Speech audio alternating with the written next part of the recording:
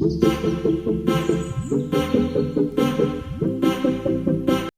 Everyone, welcome back to my channel Variya Talks. ఈరోజు నేను ఒక ఈజీ అండ్ సింపుల్ రెసిపీ చెప్తానండి, ఇడ్లీ పిండితో అనమాట. సో ఒకవేళ మీకు ఇడ్లీ పిండి తక్కువగా ఉంది అనుకుంటే ఈ రెసిపీ వాడచ్చు, ఆర్ఎల్స్ లేదు అంటే కూడా మీరు ఈ రెసిపీ తినాలనుకుంటే కూడా ఈ రెసిపీ చేసుకోవచ్చు ఇడ్లీ పిండితోని.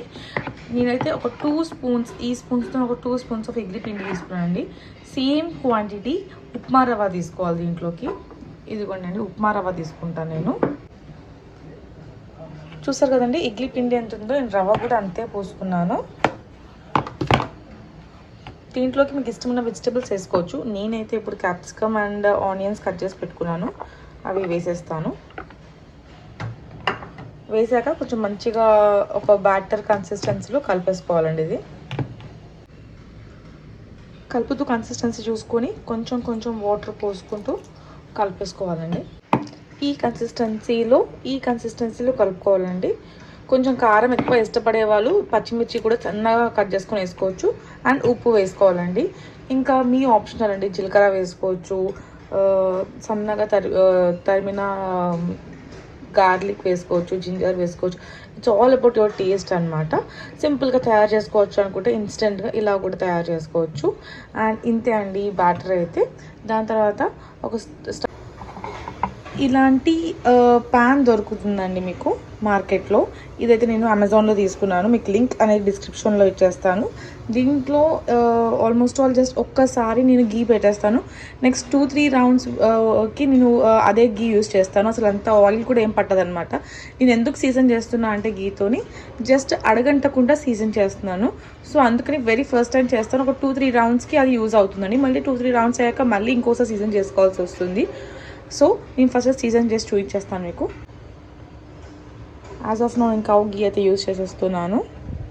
ఇలా జస్ట్ ఒక ఆయిల్ బ్రష్తో ఇలా చేసేసుకుంటే ద బేసిక్ థింగ్ ఏంటంటే అడగంటది అనమాట, అంతే. ఓకే అండి, ఈ గుంత పొంగనాలు వేసుకునేటప్పుడు ద వెరీ మోస్ట్ టిప్ అండి, ఈ హోల్కి ఫుల్గా వేసుకోవద్దండి. జస్ట్ హాఫ్గా వేసుకుంటే అది కుక్ అయినప్పుడు అది నెక్స్ట్ స్పేస్ తీసుకుంటుంది అనమాట. మీరు ఫుల్గా వేసారనుకోండి, దాన్ని కుక్ అవ్వడానికి స్పేస్ ఉండదు. ఇలా అన్నిట్లలో వేసేసుకోవాలండి. వేసేసుకున్నాక మీడియం ఫ్లేమ్లో ఒక 5 minutes to 8 minutes కుక్ చేసుకోవాలి. ఇదంతా ఫ్లిప్ చేసుకోవాలండి. ఇలా మూత పెట్టేసుకోండి, దానికే వచ్చింది ఈ మూత కూడా. సో చేసుకున్నాక 5 to 8 minutes అయిపోయాక మళ్ళీ 5 minutes సరిపోతుంది ఫస్ట్ ఫ్లిప్ చేసుకున్నాక నెక్స్ట్ ఒక 3 to 4 minutes పడుతుంది అనమాట. Total cook time it's almost like 8 minutes అండి, అంతే. అంతే అండి, సింపుల్గా ఇలా ఫ్లిప్ చేసేసుకోవడం అండి. మీరు ఇలా అంటే వచ్చేస్తాయి అన్నమాట. మనం ఈ సీజన్ చేసాం కాబట్టి పెద్దగా అడుగు అంటుకోదు.